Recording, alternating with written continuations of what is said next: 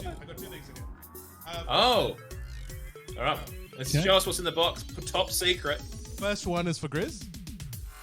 Oh. What? Hang on. What do we got?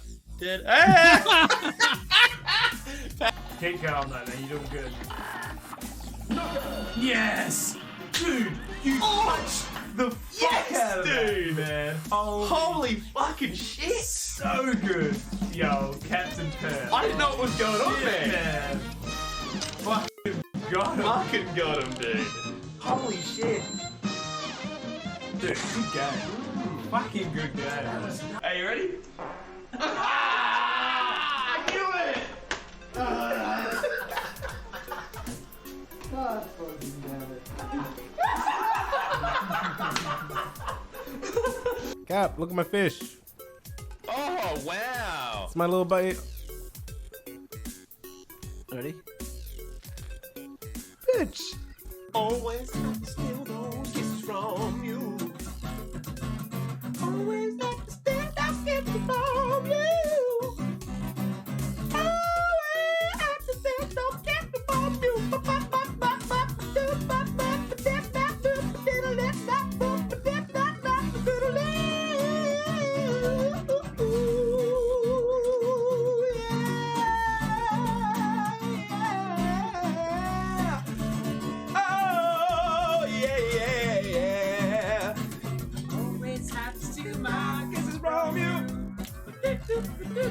Always have to steal my kisses from you.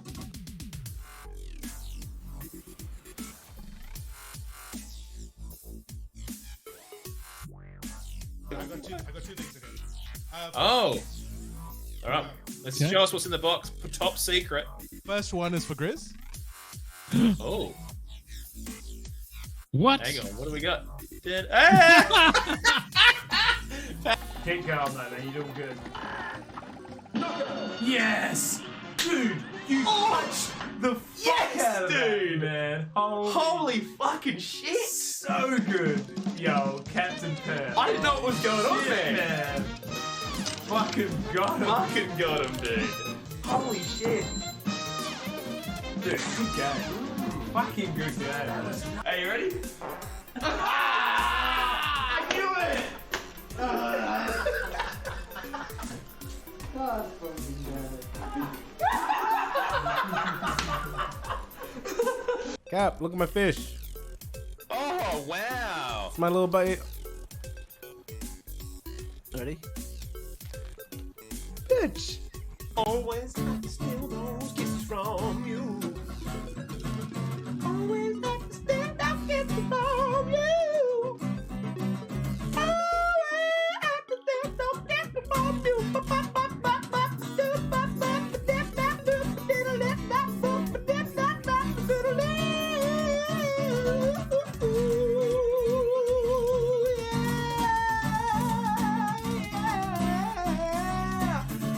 Oh, yeah, yeah, yeah.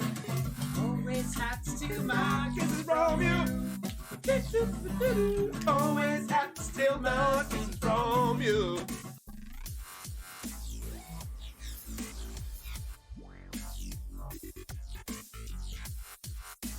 I got two things again.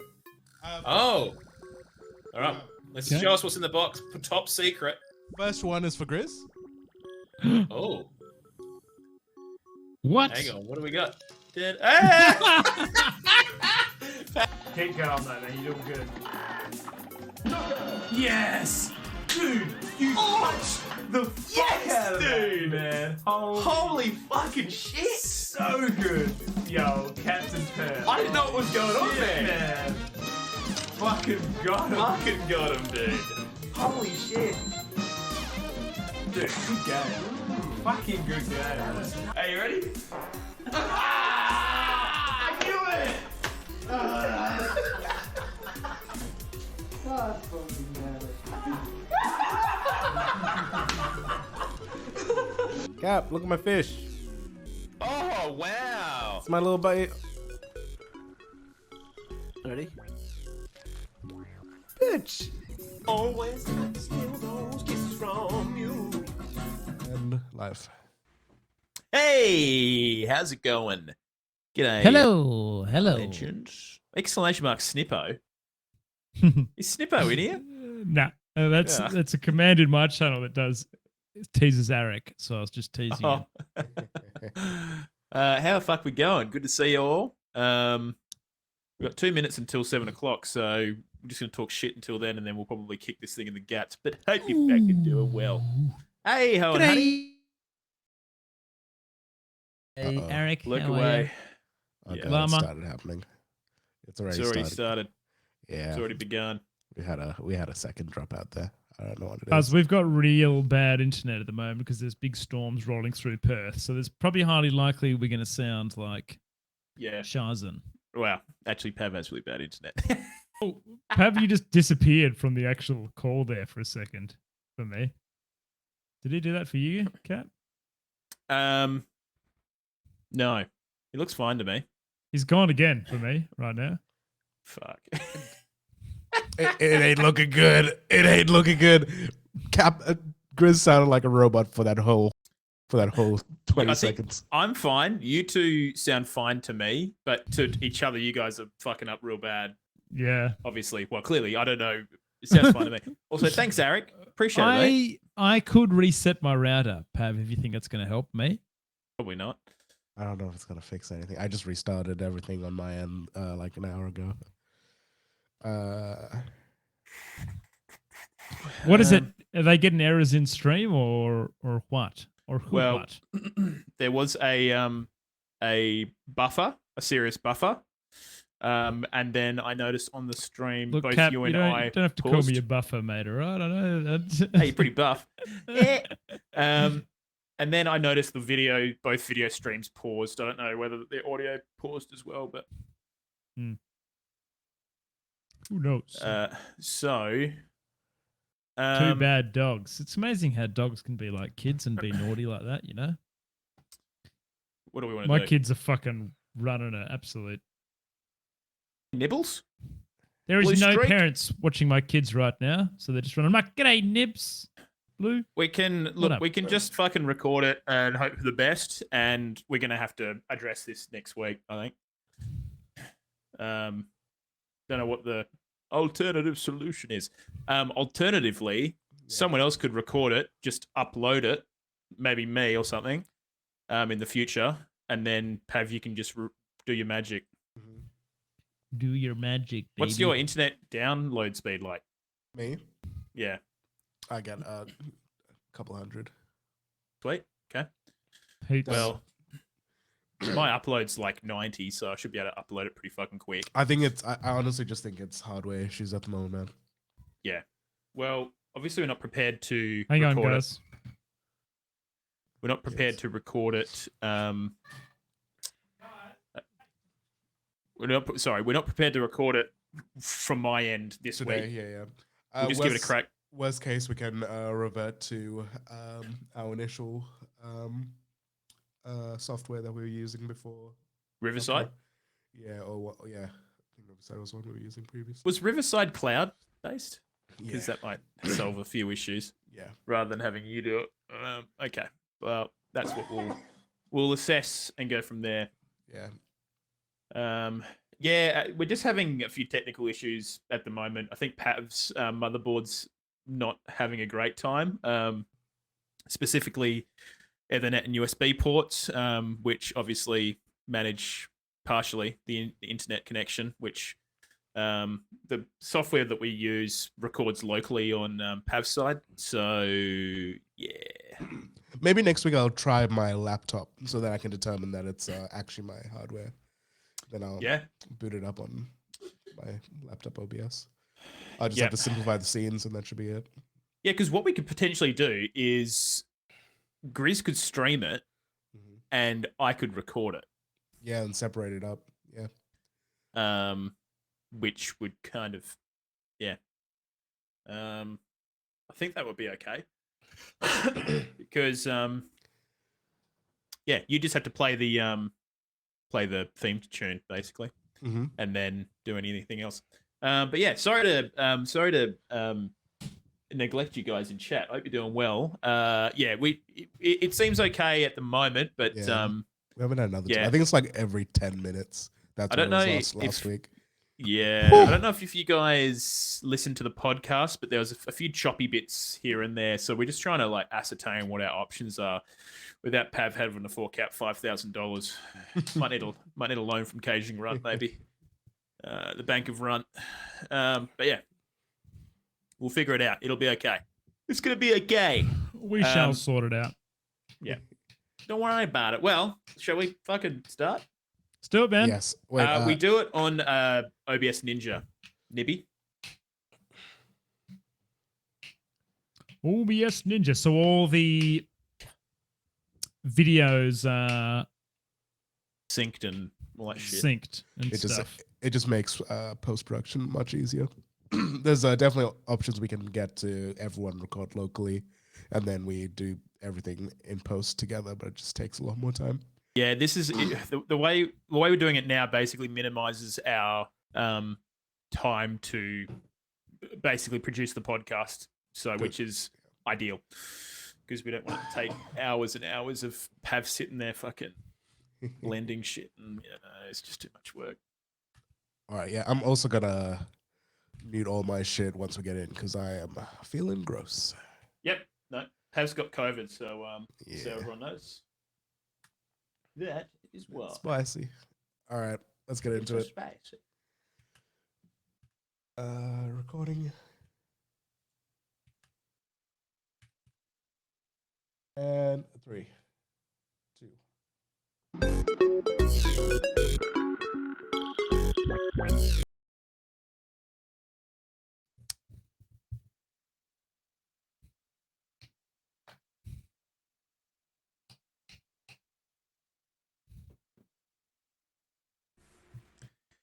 G'day and welcome to Oceanic Gaming Radio. That's OG to the R, baby.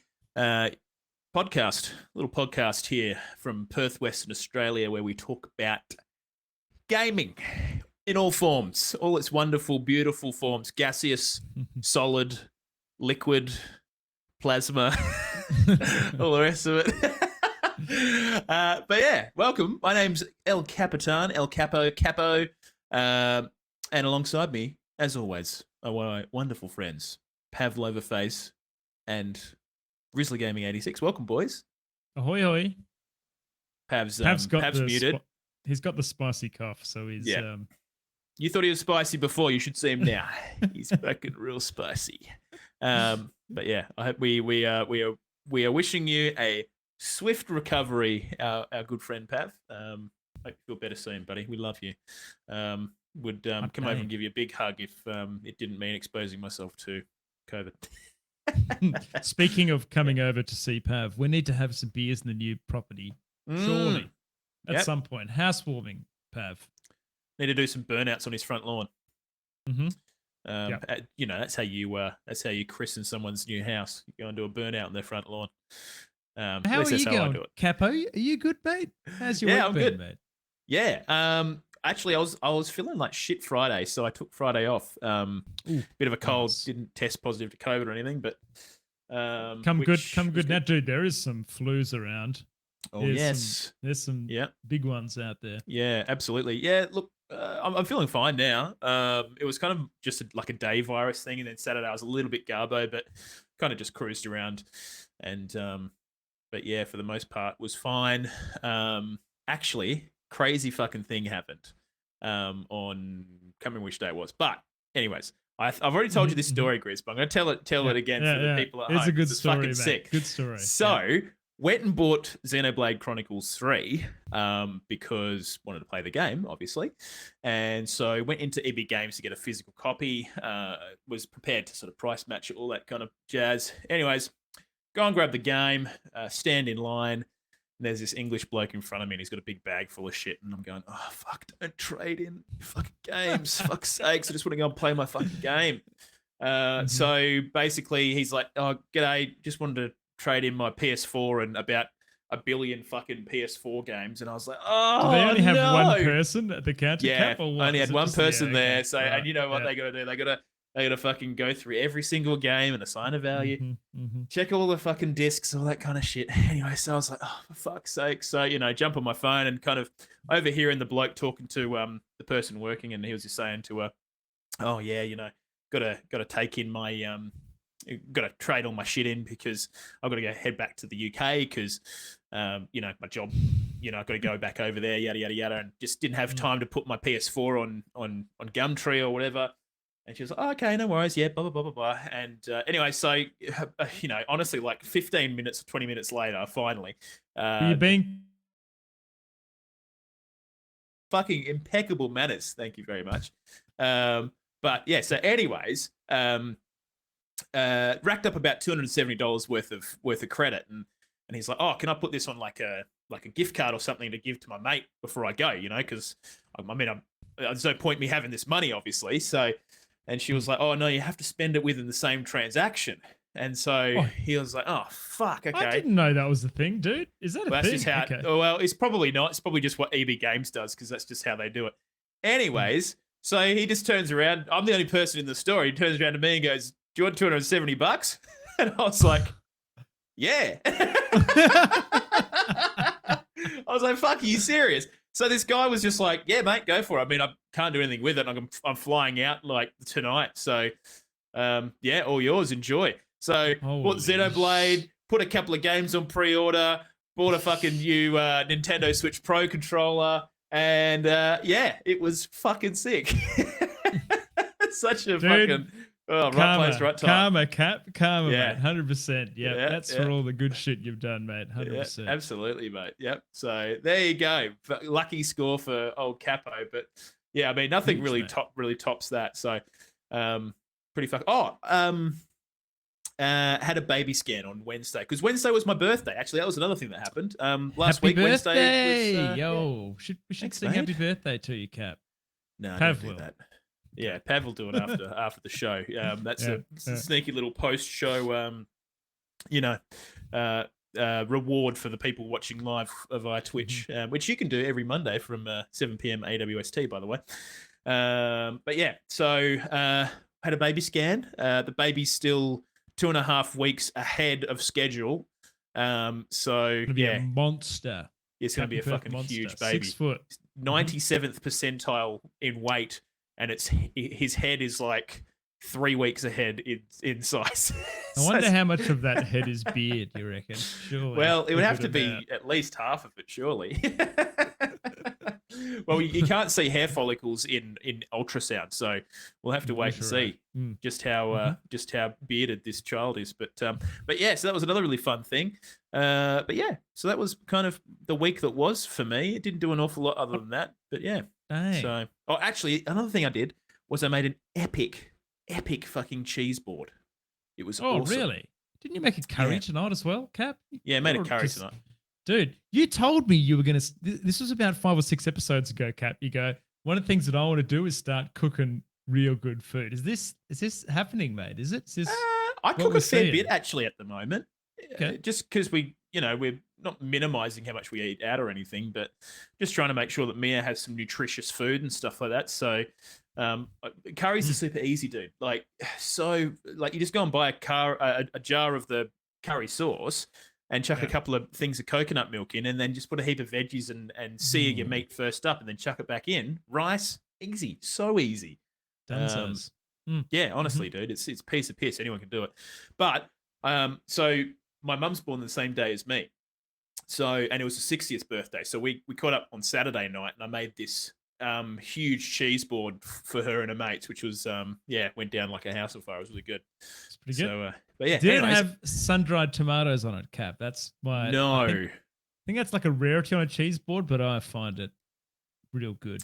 No tanginess, What I did is I went to Aldi and basically bought about $100 worth of just fine deli meats and cheese and crackers and fruit and nuts and all that kind of stuff. So basically and I also did 2 baked bries. That was good. Nice. Real delicious. Good. Cherries on top of those, yeah? No. So what I did is the brie you cut channels into, so you kind of go perpendicular, and then you put a little bit of rosemary, a few rosemary sprigs in on top. Just kind of drive those into the brie. Put it in a oven kind of, ovenable thing, ceramic dish or something that you got at home. I don't know what you fucking call it. And then, put it in the oven for about, 10 to 15, just let it bake. And then pull it out, a little bit of cracked pepper and a bit of honey, and you're ready to go. Yeah, and honey everyone is a good thinks you are the coolest fucking person that's ever existed. Honey thinks I don't know what I'm talking about, but I fucking do, all right? Fresh cherries and honey in baked brie is good. It's kind of like cranberries and stuff as well, right? It's kind of that similar family of berries and taste. But yeah, look, enough about me, Grizz. What about you? How was your weekend, mate? I believe you had a gig. I'm so tired right now, Cap. Yeah. It's just been, I feel like I've just really ground myself into the ground of the weekend, but I had a great one, man. We had we did a gig for a trucking company on Saturday night, right? Sick. And it was fucking awesome, dude. They had kegged beer. They had meats on like slow rotisserie. Like they had they reversed these two big shiny trucks up, and that formed part of the stage. So we played in the middle of these two trucks, and it was just like super cool. We had all the lighting and stuff, and it was a great show. We played really well, I thought, and they really enjoyed it. Wicked. Had a few dances, and it was just like it was a good one, mate. It was a cracker. Did you guys get a bit of a rider with the meat and booze? Yeah, absolutely. Yeah, dude, all you can eat, all you can drink. Yeah. No, it was sick. Great. Yeah, that's wicked. Yeah. Awesome, dude. It was a cracker. And anything else? Dude, I don't know where I could put this in now, but I may as well. But I've picked Elden Ring back up, sunk about 6 hours into a fresh new playthrough of Elden Ring. There you go.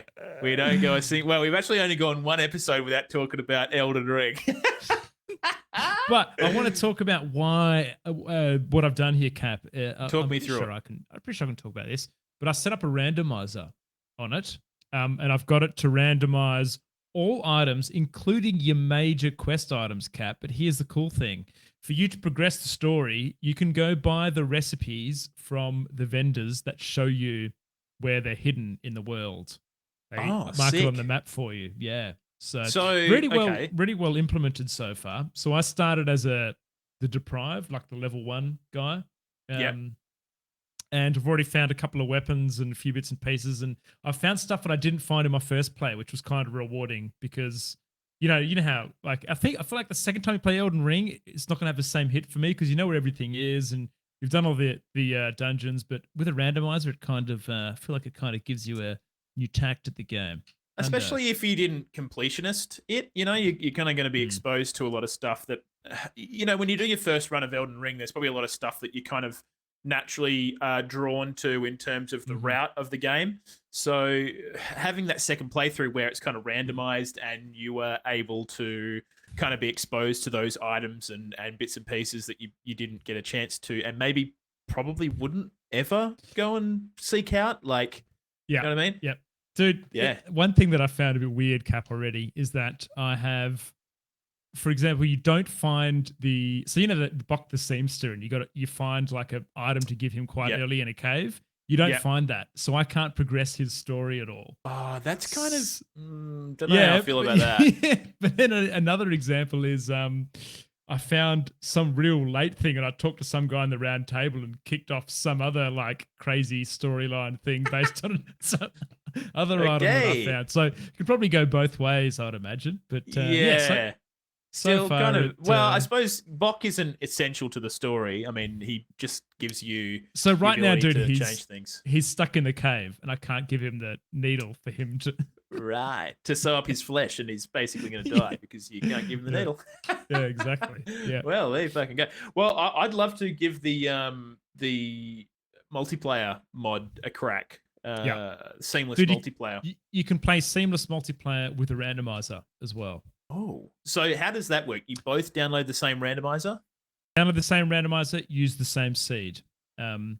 Right. You can do things like not randomize the quest items as well. It's actually really customizable. And also things like, how obviously they've got some pretty overpowered weapons and bits and pieces. You can make it so those only appear in the later game sections. Oh, so you're not sweet. So I didn't do that. I was like, nah, I want to be able to. Instead, I found a fucking Godric's rune in one of the vendors. I could just go and buy his rune. So straight for away. those at home, that like Godric's rune is something that you gain access to, like second major boss, which is a fair whack into the game, and it's not OP or anything, but it's one of those things that you don't really have access to for a while, and it helps a little bit, but yeah, fucking cool, isn't it? Very fucking Very cool, cool. Grizz. There Yeah, you go. well, That's what I've been doing, yeah, mate. I think we should give that a crack. Oh, dude, another thing I wanted to try soon with you is multiverses. That Oh new- yeah, multiverse. Yeah. So I believe it's in open beta, and you can just kind of give a Twitter feed about that game. Obviously, it's being pretty well received. You see lots of rolling like balance updates and stuff that they're bringing out, bits and pieces, buffs and nerfs. Yeah, I think it seems like there's going to be a fair bit of that going on because there's a few characters that seem to be fairly overpowered. But yeah, I guess it's the nature of the beast, right? I think Super Smash Bros took a while to get to where it is, and that game will also be the same. But it looks interesting. Like it definitely looks a little bit more arcade kind of party game than the other ones. So Yeah. I mean, regardless, I'm very, very keen to give it a bit of a crack. So definitely should put aside a bit of time. Cap, did we get any emails, mate? I think we did. Caging Runt said some shit, and I think Ho and Honey said don't talk about Elden Ring, but fucking bad luck, Honey. We didn't take your advice. But yeah, look, next time, if you're listening at home and you'd like to send us in a question, serious questions, come on, something serious. I think it's just oceanicgamingradio@gmail.com. So you're more than welcome to. And if we get any emails, we'll talk about it at the end of the podcast. So it's a reason to stick around for the whole episode because we might talk about your question and have a bit of a yarn about it. So yeah, anything. You might ask us what our favorite console of all time is. I don't fucking know. Whatever you want. Yeah. So, Super Nintendo. You don't have to ask me that one. Oh, you mate. already got the answer now. Probably Nintendo 64 for me. But yeah, maybe we'll wait until someone asks us that question. We'll go deep into it. But yeah, all right, Grizz. Now we've got a lot on the agenda tonight. So let's jump straight into it. Now, before we do anything, as always, we'd just like to put out a huge cheers to our good Patreon supporters, our wonderful peeps that are helping us out financially. Sukai, Moosey, Ho and Honey, Caging Runt, and Sergeant Paul, thank you so bloody much, guys. Bloody appreciate you guys supporting this podcast, and all that money is going to be going towards to Pav's recovery fund, COVID recovery fund. So there you go. Just gallons and gallons of Gatorade for Pav. So it's going to be good. So we appreciate it. Yeah. Anyways, on with the show. So we've got a lot to talk about, as we mentioned, Grizz. A few little details and interesting tidbits around the development of the next GTA 6 game. That's Grand Theft Auto for those of you who are like, what the hell's GTA mean? That's what it means. Now, the PS5 and PSVR2, bunch of stuff's come out regarding those two items. So strap yourselves in for that.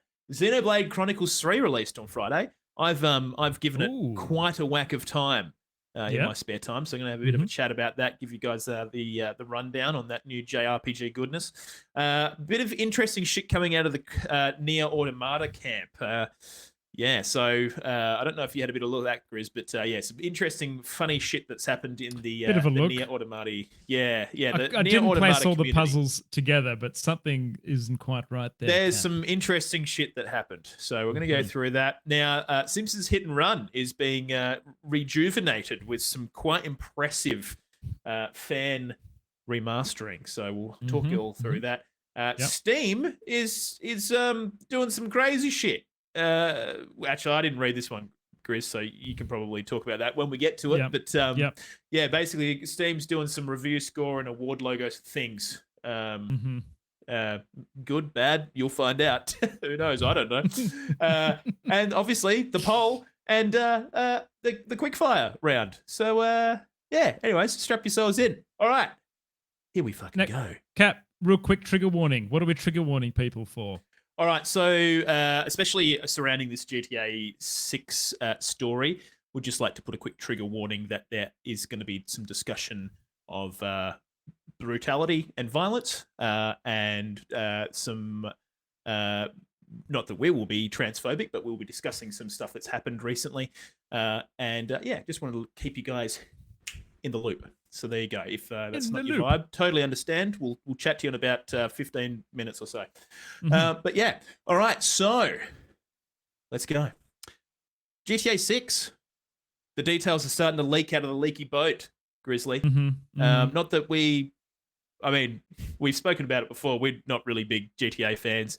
Yeah, just not my vibe really. But it looks like there's going to be, there is a bunch of shit that's been leaked. So it looks like for beginners, one of the main protagonists is going to be a woman, which I believe is one of the firsts in the GTA series of games. Very good. Very good. Looks like the whole kind of shtick of this next game, Grizz, is going to be like a bit of a Bonnie and Clyde bank robber kind of thing. Rumored to be in Miami, which would be loosely Vice City-esque and would take place across a few different towns in that area. But yeah, so have we seen any gameplay footage yet? No, Capo? absolutely nothing. Okay. What's your gut feeling, mate? Do you reckon it's going to be very similar graphically to 5, or do you think this is going to be a bit of a? Look, I would hope that it kind of comes closer to something like Red Dead Redemption in terms of graphical fidelity. But yeah, I mean, look, Rockstar's been pretty good about pushing the boundary graphically each time. Like, dude, I remember when San Andreas came out, people were shitting their pants. Have you seen that game now? It looks like shit. And it looks even more like shit since the remaster that came out. Now, Cap, we don't have a release window here, but there's been a bit of speculation. People saying, 24, 25? Is that what they're saying? I can't. I mean, look, that sounds about right to me. Like the fact that we're not really getting an awful lot of gameplay leak stuff, suggests to me that it's probably mostly in design phase still. Yeah. Also there was some new shit that came out as well, Grizz, that I've since added to the run sheet. But basically, it looks like maybe 4 protagonists, not 2. One of which will obviously be presumably a woman. Really? So you can pick your character kind of thing? Is that? I reckon it's probably going to have it kind of the way it reads to me, Grizz, is maybe like an Ocean's 11 kind of vibe where you're going to have a driver and probably a bruiser that goes in to do the bank robberies, and maybe a hacker or some shit, and then the smooth talker or the mastermind kind of thing going on. So, but I mean, it kind of loosely kind of follows a similar structure to what happened in 5. Again, barely played it, but there was a few different characters that you could toggle between and go and do missions and shit with. So, very cool. Yeah, so 4 protagonists, 3 cities across the Miami district, I guess. Again, kind of a Bonnie and Clyde style thing going on. But yeah, I'm reading here that it would feature a map that it would include large swaths of North and South America. So it seems like the female protagonist is described to be Latina. So maybe that might be sort of come into the storyline a little bit. And hopefully they can do a decent job of that. And hopefully, I don't know. It's one of those things like, can they sort of do a decent job of kind of sharing a Latina character that isn't like horrifically racially profiled and just a shit job of just randomly talking in Spanish and just doing like, I mean, obviously, but at the same time ensuring that they do a good job of presenting that character in a solid way. I think it's going to be interesting to see how they actually go ahead and do that. What do you reckon, Cap? Do you reckon they'll nail the brief, mate? Or do you reckon it'll be a little bit? How have they done in the past with that kind of stuff? Because we've seen a few different ethnic backgrounds and bits and pieces. And you might suggest that, like, if you see San Andreas, for example, especially these days, some shit happens in that game. You just go, "Whoa, okay." And a lot of white dudes made that game, so kind of makes you wonder. But I don't know. Hopefully, they can get a decent development team on board, and maybe get a range of kind of backgrounds and whatnot working on the game. And I guess time will tell. Again, Grizz, this is sort of early days. As So- always, Cap. So people have been having a bit of a bitch and moan. Before we jump into the bitch and absolutely. moan, talking about the release date on this, Cap, there was a little statement that I read from Henderson, who I believe is someone higher up, but he was saying that Rockstar Games has been focusing on employee well-being with developing this game to avoid crunch time culture. So Well, that's going to be a was fucking first for Rockstar, mate, because they Is are very well known to suffer from game crunch, big time. Maybe they have turned a leaf here, Cap. So he's basically saying that Henderson claimed that Rockstar didn't want to announce the game release date until it was confident the date and avoiding major delays and specifically avoiding crunch for the employees under there. So, well, that definitely I don't know. seems like a step in the right direction for them. I mean, look, the problem is like the thing is with these games, Chris, right? Is they don't make any fucking money until they're out. You know. So True. what happens is you have board members tapping their foot, going, "Hey, what the fuck's going on here? Where's my game? Where's that game that's going to be making me shitloads of money?" You know, and you got shareholders. Yeah, you're exactly right, mate. Unless you're independent, I really don't know how easy that is. And I mean, even independents will struggle with this kind of stuff as well, because unless you've got the game out in shelves, where's the money coming from? And that's why a lot of people turn to things like early access, easy access. Lol, that's just called pirating. Hey, but yeah, so yeah, look, it'll be interesting to see what happens. So actually, here we go. One person who left the company in 2020 said he had worked 100-hour weeks to finish Red Dead Redemption 2. 100? Is there even 100 hours in a week, dude? What the fuck? I wonder if different games have different like dev teams and different managers, and they get driven differently. Oh, I'm know, positive that certain managers would be, chasing KPIs and yeah, fucking whatever else. And thing is, though, Grizz, like I think when people are happy, they tend to produce better work. Oh, absolutely, mate. Like, yeah. It's kind of like when you respect your boss or respect your company you work for, you're going to produce such a higher, better quality of work, and you're going to push yourself above and beyond to do what's required. But if you're getting pushed just for the sake of getting pushed and you don't respect your workplace or your boss, you're just going to. You're going to be like, well, what the? Why do I fucking bother? Like, I don't get looked after, And it's interesting. I don't know. I kind of feel like, these big companies, they just don't perceive that as like as a thing. Absolutely, mate. And they come up with these like little. I've worked for a few big companies, but they talk about this work culture thing. They bound it to like these specific terms and bits and pieces that they're just classifying their work culture and the values that they see in their employees. But really, it just means shit. It's just that something that they float to the stakeholders. Say, yeah, we're looking after our people. Look at this sweet work culture. We bought a table tennis thing that no one uses because they're working 100-hour weeks. Yeah, classic. Good job, corporate. But yeah, so look, it definitely seems like maybe Rockstar has looked into its not too distant past and maybe gone, okay, well, I think there's a few things that we could potentially do here. Looks like, for example, they're looking at trying to address pay gap, for example, gendered pay gap, hiring additional producers to ensure workloads are better managed. But even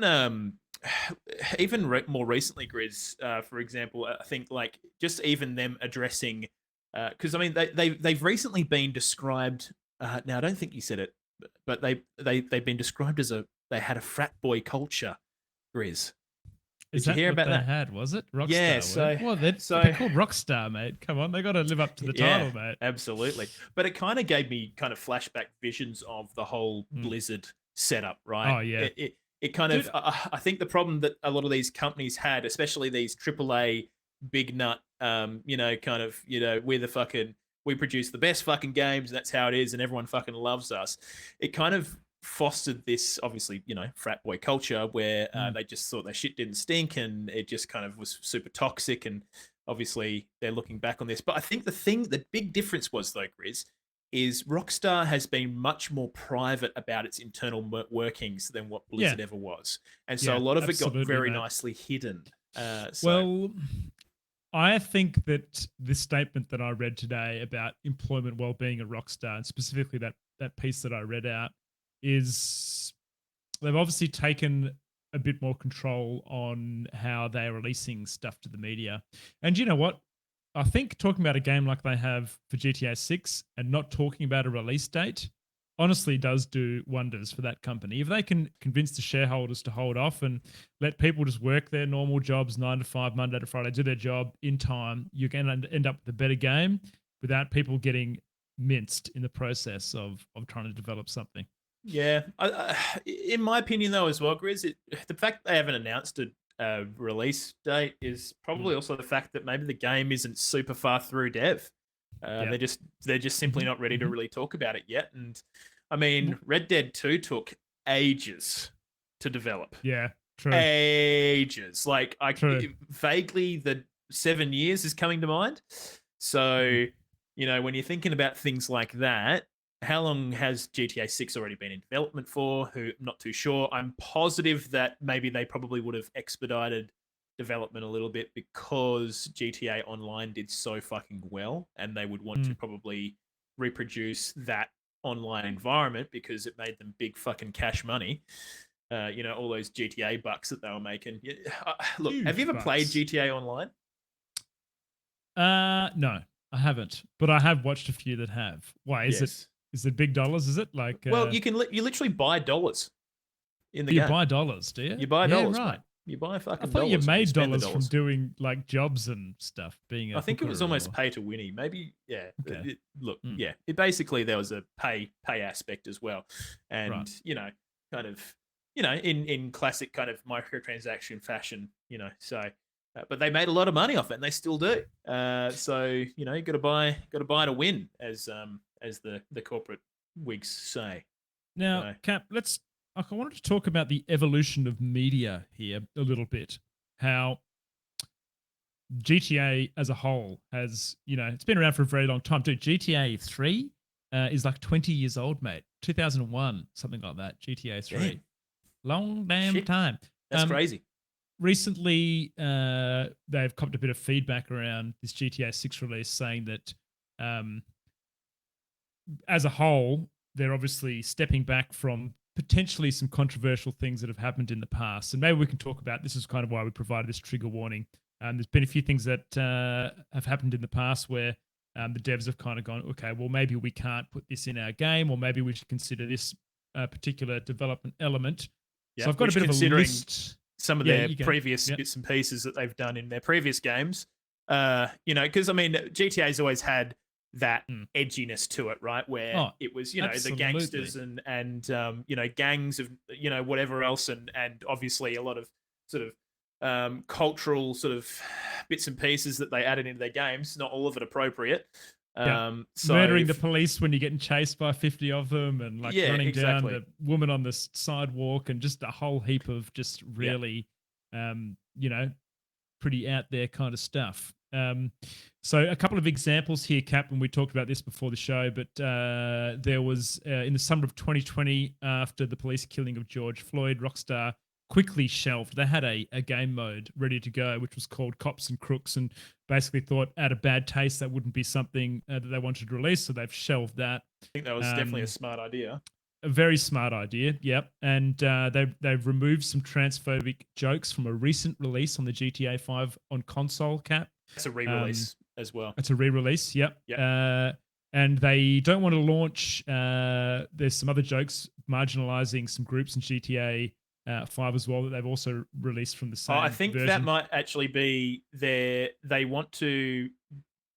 basically want to not really further appropriate marginalization of groups in GTA 6 is what they want to aim for. So, which is good. That's absolutely. So there's a group of people, Cap, that are going, okay, well, what are we going to end up with? This really, you know, that's the part of the GTA that people really loved, and maybe it's pushing the boundaries on what's socially acceptable and everything else. But it gives it a bit of competitive edge over those other games that don't quite have that. And so people are like, oh, it's going to be a boring game then, isn't it? What are we going to be walking around and, I don't know, shaking hands rather than shooting people? And I don't know. Like, do you know what though, Grizz? So, not that I agree with those people, but it does make you wonder what a GTA in this era looks like, right? you know, because even GTA 5, there was some, you know, questionable kind of dialogue options and bits and pieces that came through. Absolutely. But it I does. feel- It's going to be very interesting.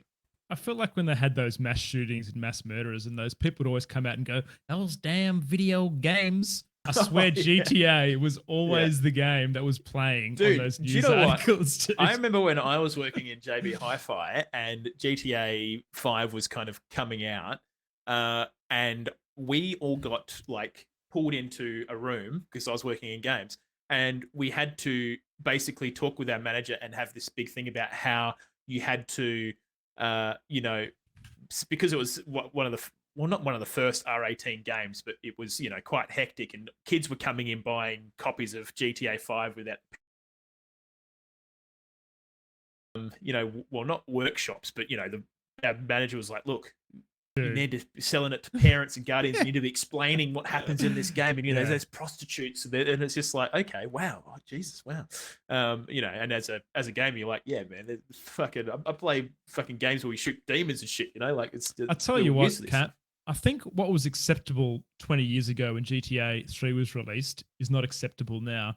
And this is a completely a different segue here that I'm going to make. But recently I had a movie day with my children and I watched the Sandlot Kids. Anyone seen that? Sandlot Kids? It's about the group of kids that play baseball, set in the US, and they basically like challenge local kids. And anyway, the story, I watched it with my three daughters, is extremely sexist.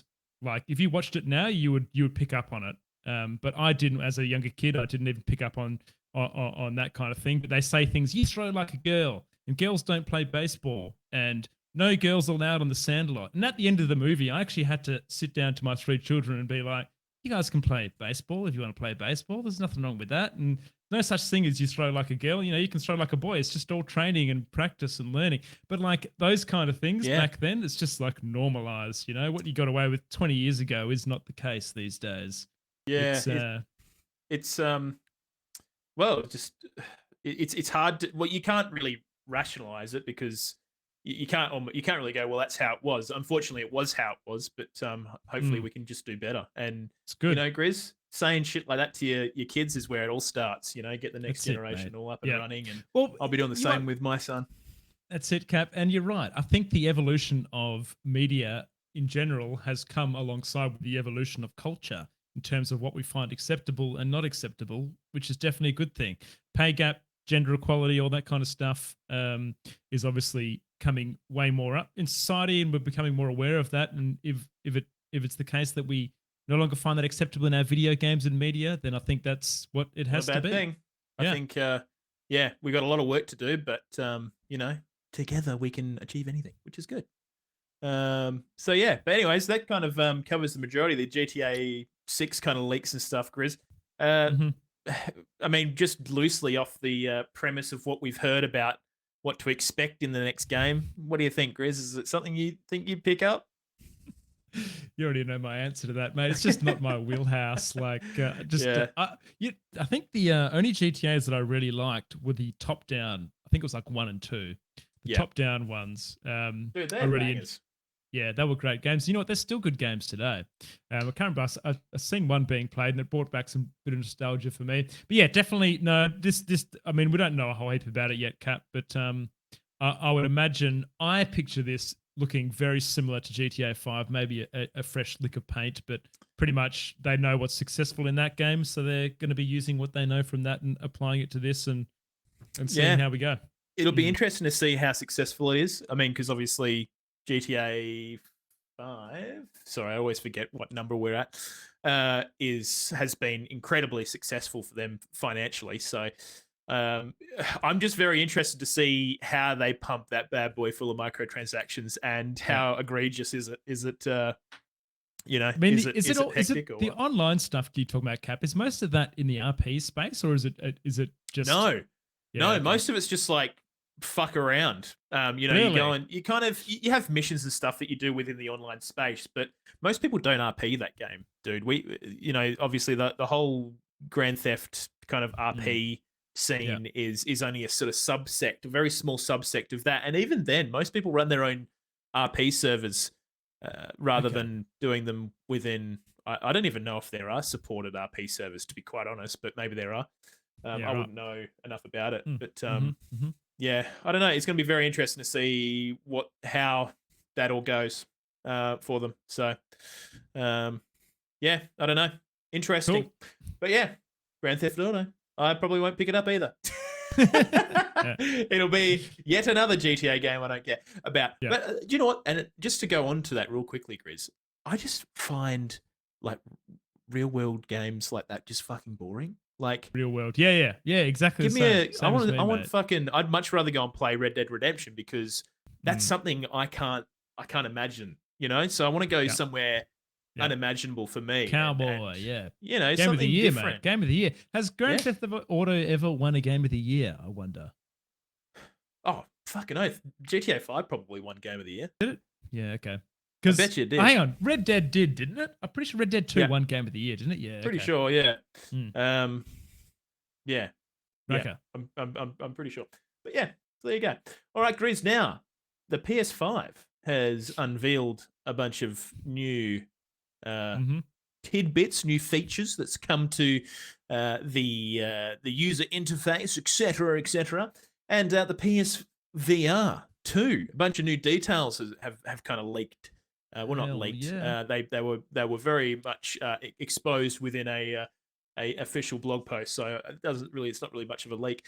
But yeah, let's start with the PS5 bits and pieces, Chris. So basically, Hidake Nishino, the senior vice president of platform experience, wrote a bit of a blog. I dare say someone wrote it on his behalf, maybe not. So they've got a bunch of people on beta access for these new features that are coming out. So new gameplay and personalization options coming out, good. Grizz. So 1440p HDMI video output, which a lot of people will be shitting their fucking pants about. Now, Cap, does this new resolution, does this come back to the fact they're selling monitors now, Cap? Is this what they're getting at? Dude, has to be, right? Like a lot of but the thing is, I think 1440p is probably going to be the next mainline spec going forward. I mean, I'm still running 1080 on mine, eh? yeah, I I need to reckon sort give it that 5 out. years. 5 years, and we're going to be. I think that'll be the next one. Obviously, you know, they're touting 4K, but dude, having a computer that pumps 4K out natively and, you know, does it for all games, that's a big ask. For the PlayStation 5, Cap, are we going to be able to run that resolution at 60 frames? Are we going to be able to run the... Doubt it. Hmm. Oh, maybe. I don't know. It all comes down to the development of these games that we're playing, right? So, you know, if the devs do a decent job of developing the games and what do you fucking call it when they optimizing the game for 1440p and you know, mostly 60 frames per second, then yeah, I suppose we will be playing 60 frames per second. But if they can't do that, then no, we won't be. So yeah, but yeah, I mean, Straight Jacket Jim in chat, in Twitch chat, has got a good point. 4K is wasted on the size of 99% of monitors. Now, yeah, when it comes to like the size of your standard monitor, yeah, it's, you know, 4K is going to mean fuck all because it's a small monitor, right? Whereas if the bigger your TV or monitor, the better you can make of that 4K resolution. And the more crazy it's going to fucking look, you know? Dude, I went to the fucking... you went to the museum too. At the museum, did you see the TV that was in there? Like the real old... The TV that they had in the museum in the tech section, they had like a bunch of old consoles and shit. Yeah. Was literally the TV I had at home. It was wood. And it had the buttons that you pressed for the channels 1 to 9 on the fucking wood. And you would turn it on by pulling this knob out to turn the TV on. It's wow. And then you turn to turn the TV on, you pull the knob out, and then to do the volume, you twist the knob up and down the volume. It was just like fucking Dilly. yeah. Wow, okay. Definitely not 4K, mate. Jesus Definitely not Christ. 4K. That's some fucking Flintstones shit, that, mate. Now, the thing I want to know, Grizz, is I believe they were talking about having that variable refresh rate, VRR, coming out at some point, but I don't think this is mentioned in that by the looks of things. Maybe that's already out. But yeah, I would have thought that maybe the 1440p and variable. So for those at home wondering what that is, it's kind of like the refresh rate changes depending on a few characteristics, such as your TV, the actual game itself, the strain on, basically it changes the refresh rate of your monitor or some shit to, some monitors come out with this feature these days. So it basically adjusts the refresh rate to better suit what's going on screen. Cap, and is it similar to the way that FreeSync works? So it's kind of matches your whatever your FPS is from your monitor to your PC to make it more essentially responsive? it kind of tries to find the happy medium kind of refresh rate to make the most of whatever frame output you're getting. So yeah, it's pretty funky. Rather but, than you having they're these great. noticeable big dips in frames and then you go "Ooh," and have a big stutter, it'll just kind of like take dips. But so I don't think that was kind of mentioned here, but yeah, so there you go. 1440p HDMI video output incoming. Just quickly, Cap, jumping back to what you first mentioned, customization options on the PS5. Is that something you're getting to, or have we gone over that yet? Customization options. I don't know. Maybe. Let's get there. I think you mentioned it in your opening spiel. So I was just wondering. Yeah. Because one thing I noticed about the PS5, I thought it wasn't that customizable. Like the PS4 had all these fucking backgrounds and animated wallpapers and all this stuff that you could bring in. PlayStation 5 just doesn't got those, mate. Hasn't got it. Well, I think you're right though. Maybe they're kind of still getting into that, like, there was like a seriously big marketplace for themes and bits and pieces, but huge. But yeah, so I'm sure they'll get more customizable. I mean, the PS4 went through multiple big updates to get to where it eventually landed on. So we're still early days with the PS5. When did it come out? Like last year? PS5? Yeah. Yeah, I think so. Something like that. The year before. Yeah. Still we haven't even got the VR update yet, mate. So hang on, pal. All right. But yeah, anyway, so another feature that's coming out, Grizz, game lists. So in your game library, you can now create game lists, which make organizing your games even easier. So is that for the 5 PS5 games they've got, Cap, or what? I was thinking that exact thing. I was like, I would never fucking use that. Like, why would I?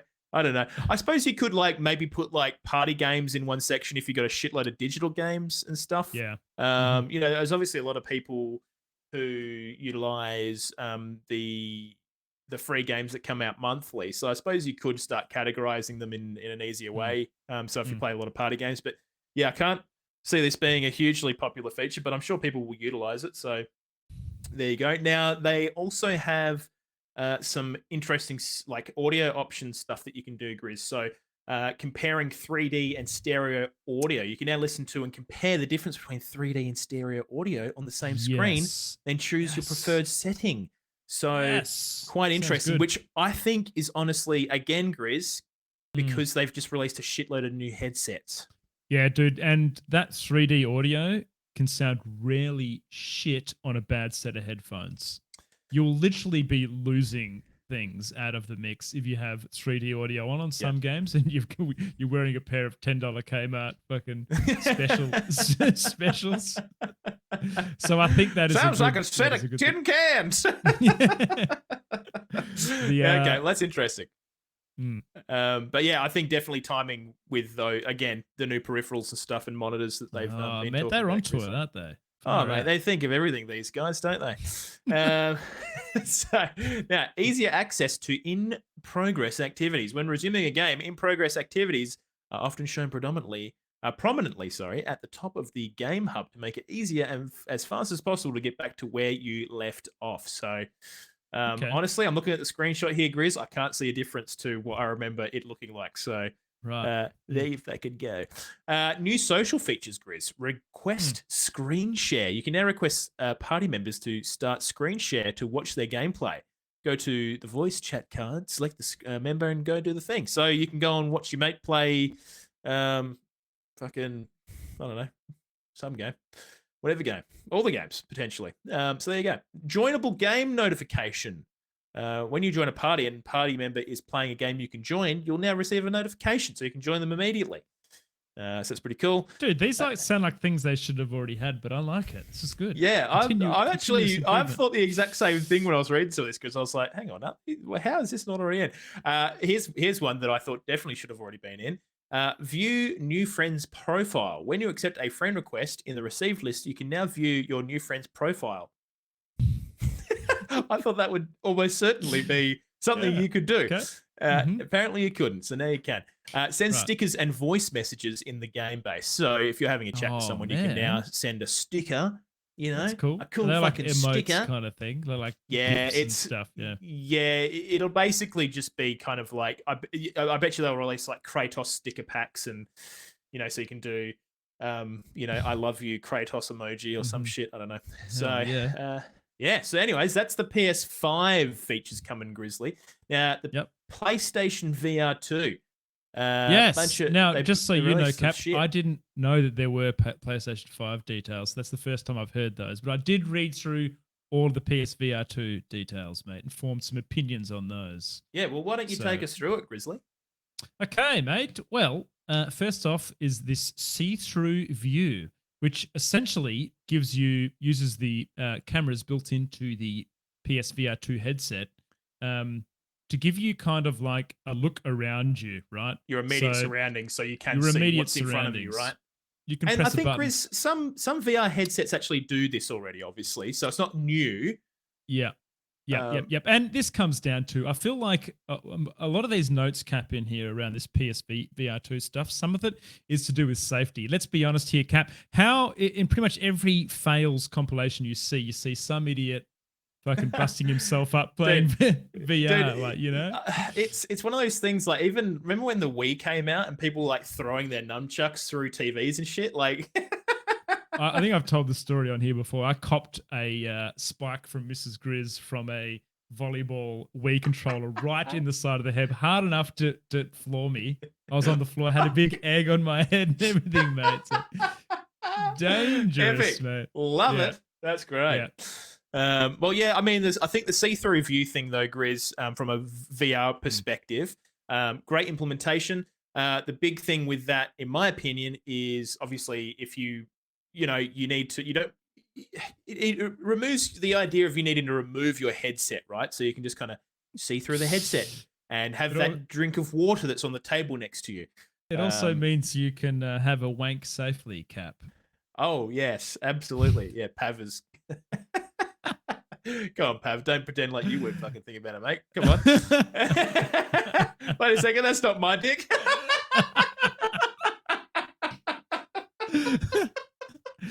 Oh, God. Anyways, see-through view. Very cool. All right. Now, what's the next, Grizz? Broadcast yourself. So a new broadcast feature of the PSVR2 will allow you to film yourself by connecting the PS5 HD camera to the console. It's a great way to show your movements and reactions during a boss battle or share your reactions with fellow gamers as it happens. Once again, Cap, upselling here, right? They've gone, here's a PSVR2. You can film yourself by buying the PS5 HD camera. I tell you what, I don't know whether this is a thing or not, Cap, but I feel like for content creators, this is going to make recording VR footage a lot easier for people that are just console gamers. Yep, absolutely. It'll be interesting to see how well implemented it is for broadcasting and whatnot. But it sounds fucking excellent. I think the next feature is the big one though, Grizz. This is the big one. The customize play area. The play area for the PSVR2 can be customized by using the Sense controller and the embedded cameras. The cameras will allow you to scan the room, while the PSVR2 Sense controllers allow you to expand the further customizable play area to fit your play style. Now, the footage that you see is kind of like, say you're in a room and you've got a couch there, it'll bound off the couch area so that is out of your play area. So when you're moving around, you can see where the edge of your play area is. Pretty dang smart. Yeah, I mean, I'm looking at the GIF right now, and it's fucking rad. How it's almost like one of those LiDAR like radar things where it's pinging the environment and figuring out how far distance things are, and it's drawing all these triangulated kind of triangles in your immediate area, and then you can kind of cut things out and be like, oh well, that's where the couch is, so obviously that's not part of the play area, so I'm going to cut that out. And you kind of do it with your controllers. It looks really fucking rad. I thought sick, that was by far the coolest part. I was kind of curious, and I wanted to read a bit more about this, but I was wondering whether if someone comes walking into the room or your cat goes and sits on the bed, will that pick up stuff like that and adjust your play area as you're doing the things? Look, or I believe. What do you reckon?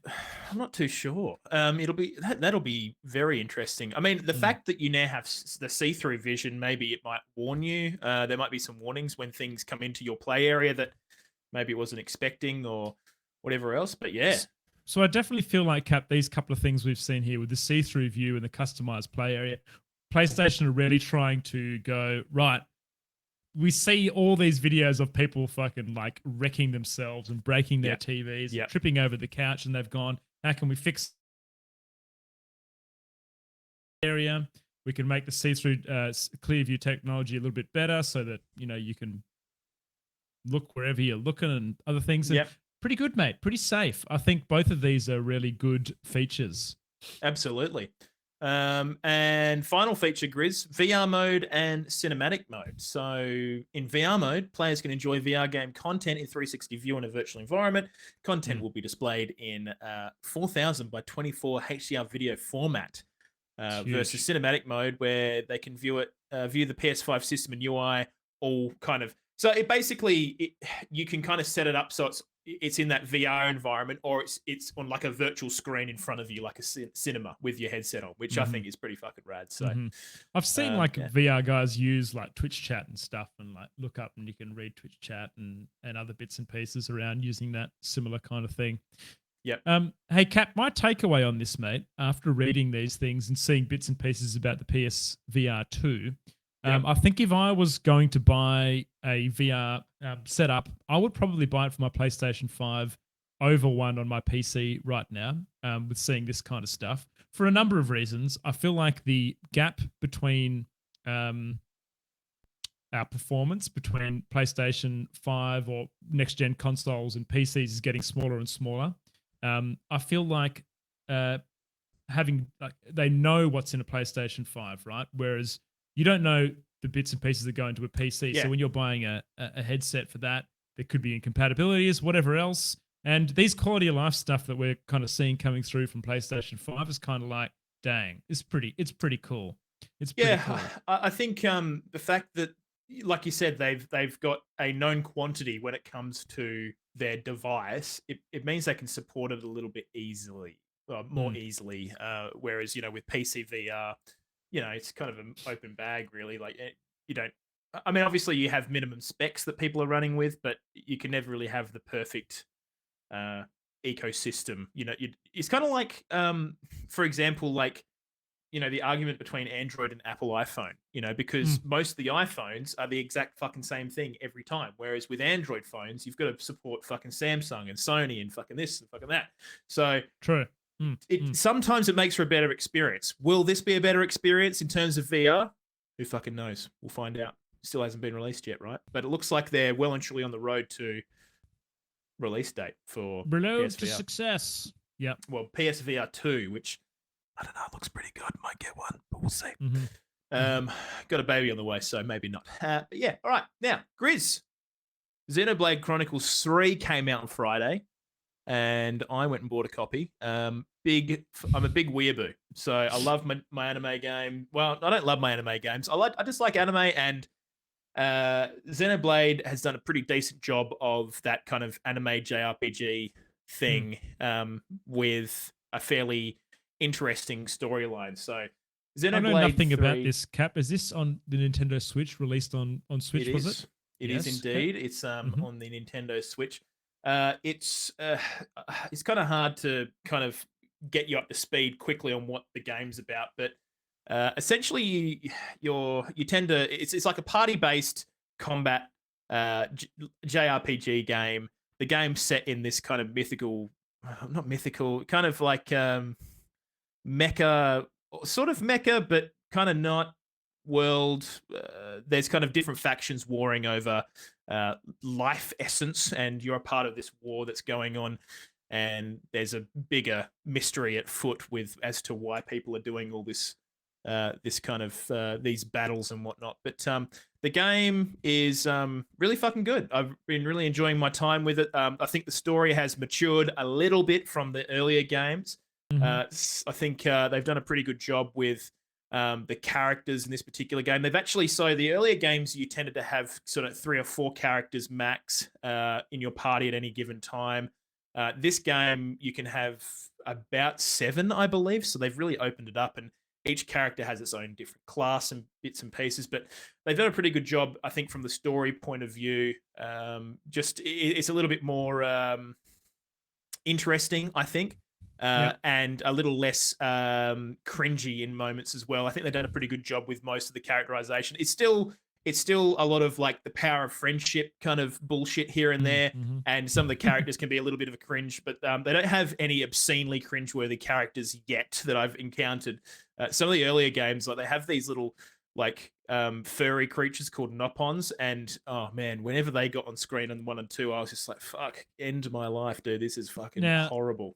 How did it run, Cap? Did they go for anything spectacular graphically, or they just... So how did it run on the old Nintendo Switch, mate? The ongoing problem with Xenoblade, in my opinion. The environments in Xenoblade are stunning, right? So they're really big open world areas. They have all these animals that kind of are in these big open world zones, and you know, some of the zones are incredibly spectacular and very vast. But what happens is the Switch just performs so fucking poorly. It's kind of the same issue that Arceus had. So whenever something was in the background, you could see that the FPS of those particular objects would drop dramatically. And so it just kind of really drew you out of that like immersion, because, you know, just like the draw distance on some things was just horrific. But so graphically, not the greatest. When you're in cutscenes and stuff, it's fine.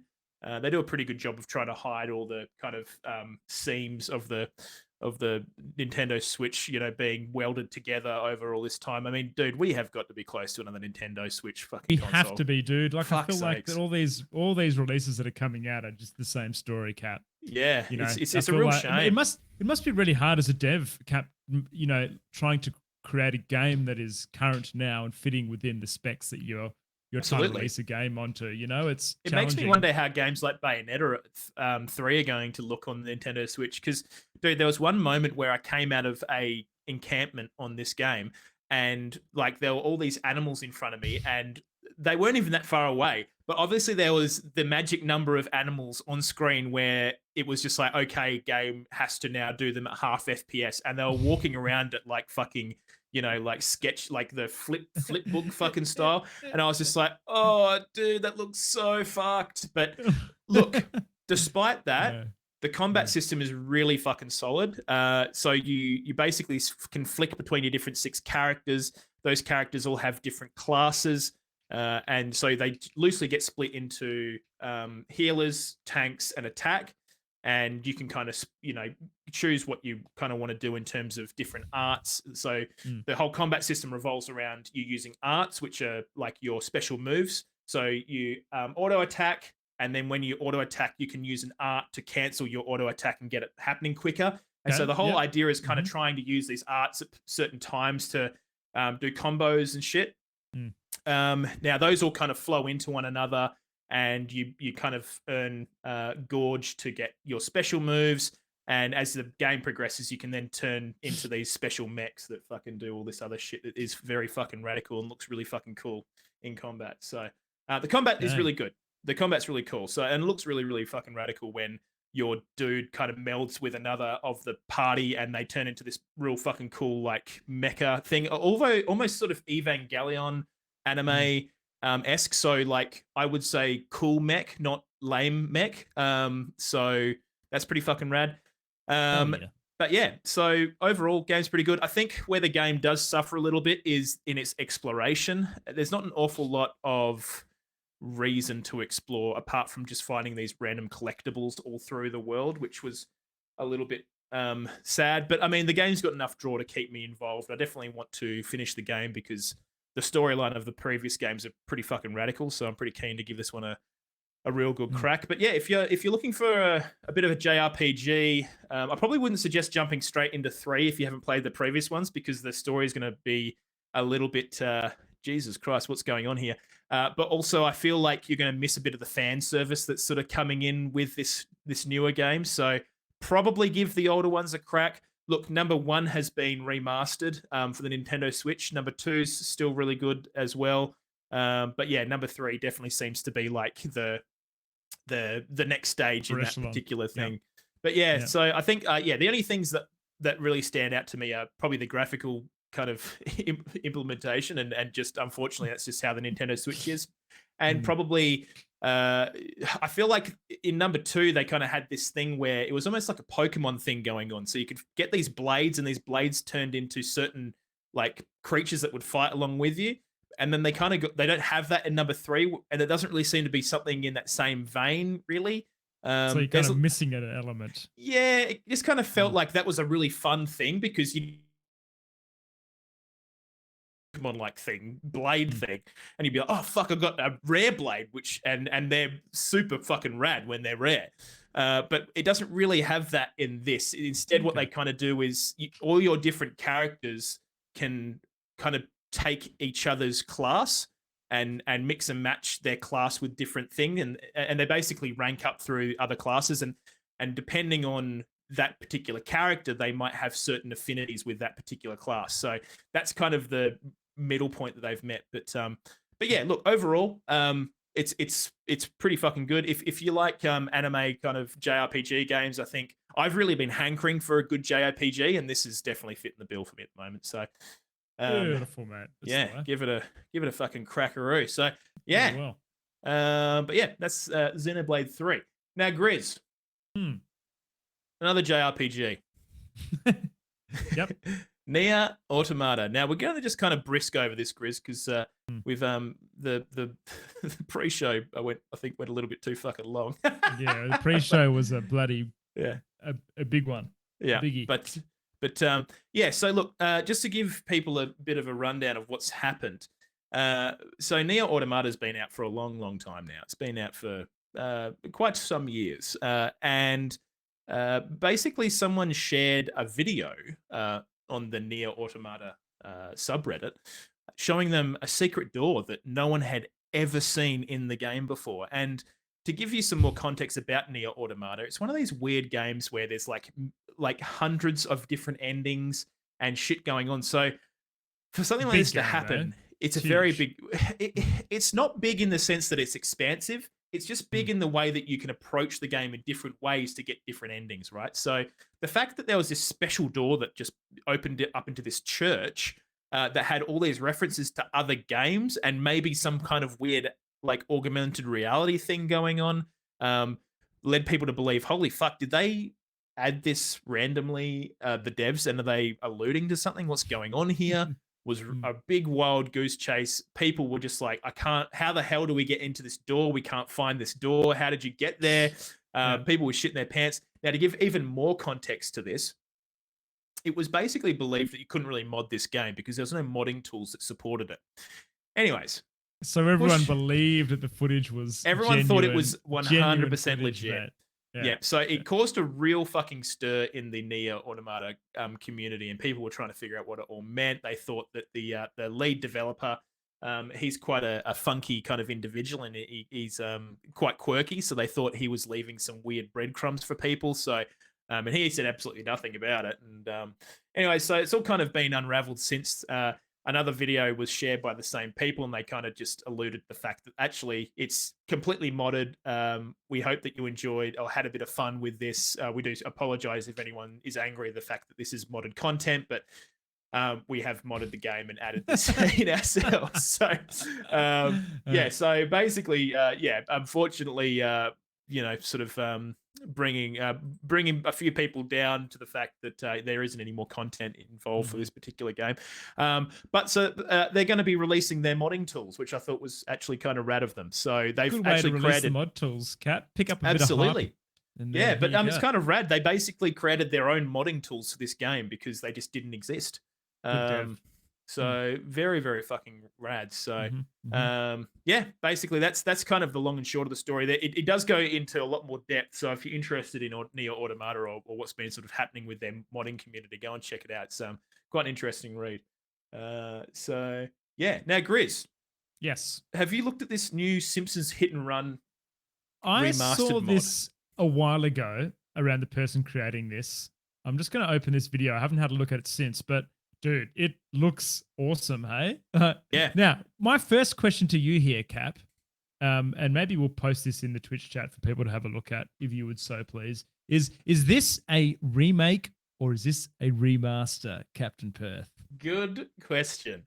Now, maybe it's a good time to kind of talk about our poll really quickly. So do you want to go through the poll question for this week, Grizzly? I can, mate. I can. Give me a sec. I'm just pulling it up. 2 shakes. All right. OGR poll time. With the lines blurring more and more these days, do you think there is a difference between using the word remaster versus remake to describe a video game? Do you want to give us the results, Capo? Have you got them handy? I Otherwise do have them handy. So we had another big poll for us, which was great. Probably our biggest one yet, I dare actually say. Or maybe not. No, pretty big though. 39 votes in total, which is large for one of our polls.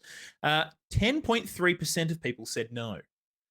89.7% of people said yes. So they do believe that there is a big difference between using the words remaster and remake. Now, reason we kind of posted this is because, I mean, I listen to a lot of gaming podcasts and hear people here and there.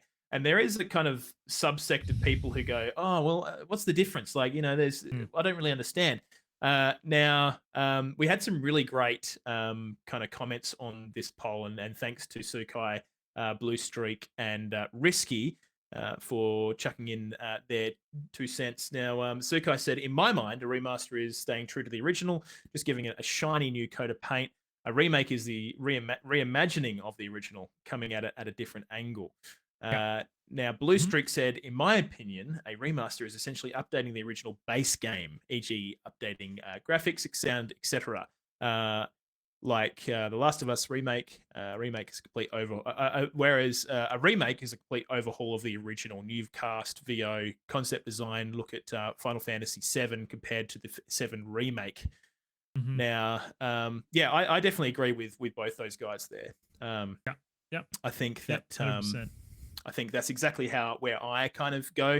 A remaster is kind of an update to the original base engine, and that might include new assets or updated assets, but generally they do a pretty good job of trying to keep in the same vein of what that original game was. Now, I think Final Fantasy VII Remake is an exceptional example of a difference between a remake and a remaster, and then the remake being in a complete overhaul, built from the ground up again, which is obviously what The Last of Us is going to be, the new Last of Us Part 1 remake. So, Final Fantasy VII introduces a new combat mechanic and other bits and pieces, but still leverages off that old story. And I mean, Final Fantasy VII remake is it's not even turn-based combat.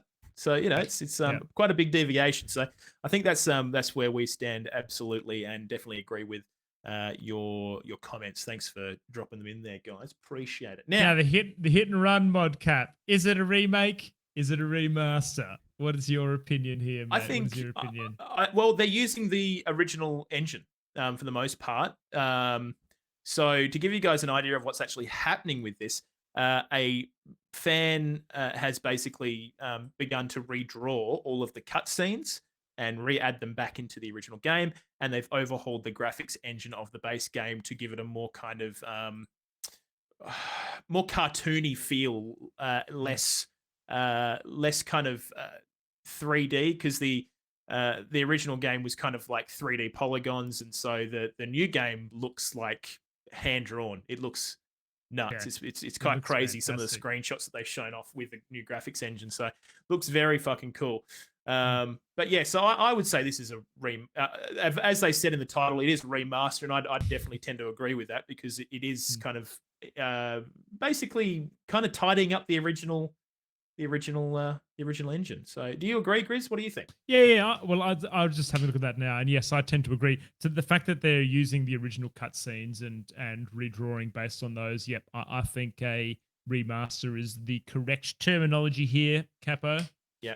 Now it does look very freaking rad. Just the amount of effort that's gone into uh, just the graphics engine in particular, and kind of representing the characters in a way that looks much more like a Simpsons episode than the original game. Kind of looked a bit more polygonal and just it just looked like an old video game. That's basically what it looked like. So yeah, it's quite impressive what this developer has been able to fan create. So now, Cap, just coming off the back of this game was a huge hit back in the day, and people have been screaming out for a remaster of this for ages, haven't they, mate? Yeah. Isn't that like one of the most famous? Well, one of the most famous Australian speedrunners that floats around is a Simpsons Hit and Run. Is that right? Runner. Yeah. Yeah. Okay. Yeah. Can't remember this what is he, the what, the what their name original is. GTA or something, isn't it? Don't you go driving around in the car and like? It's definitely got a the streets GTA vibe to it, but it's just a classic game. I remember playing it as a kid with my brother, and it was just fucking really good. But yeah, very very cool game. So keep an eye out for that mod. I'm sure that it'll get 0.3 million views at the moment. So it's copped a lot of views. It'll be interesting to see if whoever owns the rights to Simpsons cracks the shits over this, but I would have thought that would have happened by now. So, Fox, Pav is saying, yeah, I would have thought maybe they would have cracked the shits about this and maybe sent a cease and fucking desist, will you, pal? But we'll fucking see. So there you go. Now, Grizz, hey, do you want to guess introduce what's happening? I can. What? I can. Do you want me to talk about this Steam banning thing, mate, or should we just? Yes, I get into do. the quick fire. Okay. No, All right. So Steam give it a is crack. banning review scores and award logos on the marketplace artwork from September.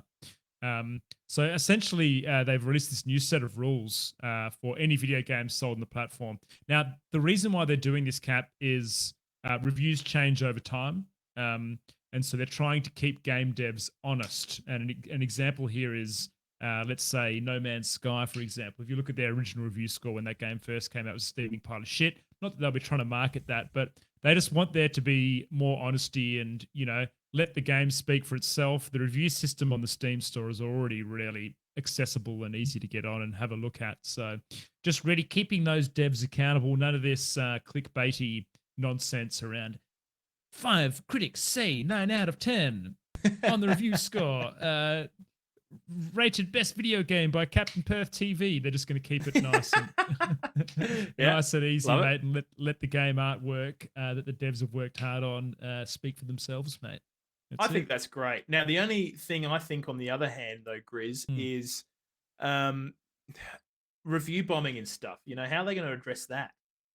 Because, if you're going to take away something like that for the devs, then maybe you need to give them something that's going to help them navigate, rough waters where shit like that's happening. Does the Steam store suffer from review bombing? Absolutely, it does.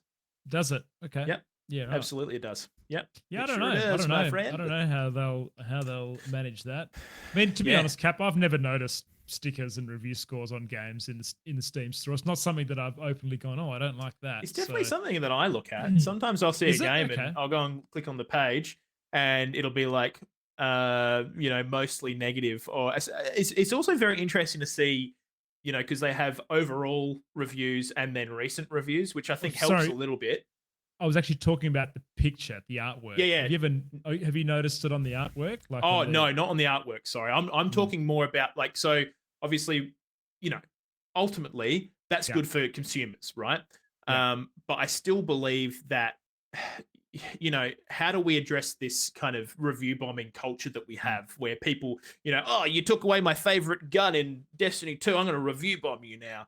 I'm going to be a little bit controversial here, Cap, and say that the critic scores on Metacritic are generally a decent way, because yeah, I'd agree with that. they are people who are professional reviewers that do that. I don't know. What do you I reckon? don't know. Well, maybe not for me and you, Cap, because we like shit out of it. We don't like the fucking. I don't know, man. I've seen a few GTA6. Dark Souls fucking reviews and just thought you were a fucking idiot. Like you were it's such the a same dickhead. with This Returnal. game's got too fucking hard. You know, like fucking yeah, Returnal exactly. got smashed by the critics. Yeah. Yeah. So I don't know, Grizz. Like I think it would be cool to see Steam maybe try and do better rewards for people who create good reviews. And I'm not talking people who get paid by IGN to go and do reviews. I'm talking about people who maybe you as a community member, you might like enjoy writing some reviews about the games that you played. And if you create a good review that people rate really well, and it kind of promotes you as a community member to create actual thoughtful content and reviews. And maybe you could go and follow those people, you know, if you kind of align. Earn kind of clout kind of thing. And maybe if you've or maybe you get some Steam currency if you do a decent job. I don't know. That, I like that. Yeah. Nibby's saying you can give awards on Steam reviews, but I don't know. I feel like it'd be interesting to see a bit more go behind that to actually, I don't know, maybe, I don't know. I mean, I don't know what the solution is to something like review bombing, but anyways, just a little fucking Captain Perth 5 center for you. There you go, Pow. mate. We are well over time, Cap, but lucky it's quickfire time. Yep. Let's pump out the quickfire real fucking quick. Yeah, bit of a longer episode, but I'm sure you guys will enjoy it on your commute to work tomorrow. 10 seconds per quickfire. Let's fucking quickfire the shit out of the quickfire. All right, quickfire. Pew, pew, pew, pew, pew. All right, so let's go, baby. Black Panther, the Marvel IP, is getting its own open world game. Grizz, sounds like it's in the works. It's freaking happening. Is it going to be an MMO, Cap, or what? I don't think so. I reckon it's just going to be just a fucking run-of-the-mill open world action kind of, you know, game. I don't know. I've actually never seen the Black Panther movie, so I don't even know where it would take place. I don't know what the fuck would happen. I don't watch any Marvel stuff, so we've spoken about this plenty of times. I didn't even read the quickfire, Caps. This is the first time I've ever heard about it. So there he doesn't even know the IP. So there you go. Get excited for that. Now, it looks like there's been a leak, Grizz, for the next Star Wars Jedi game, which was the Fallen Order game. The new one's called Survivor. March release date next year, potentially. That's what. So it looks like what happened, Grizz, was the PSN store accidentally released some information about it, suggesting that it might be coming out in March 2023. Yeah, there it is. Okay. So the best thing EA has ever done, right there, Cap. Let's hope they don't fuck this one up. Yeah, that is probably the best thing they ever did. There you go. Okay, Grizz. Now, next one on the quickfire list, Tactics Ogre, which is a Square Enix property. It's kind of like a Final Fantasy Tactics-esque game. Now, this is getting a re-release in November 11. So here's another R word for games that we've come across: remaster, remake, re-release. Now, I would say this isn't maybe not quite a remaster, but they're adding a bunch of new shit to the game. So, where are we? It does say remaster on this article, but when I'm reading, it says re-release. But yeah, it kind of looks like a bit of a remaster to me. It looks like they're revamping the AI. They're doing a bunch of stuff to the level system.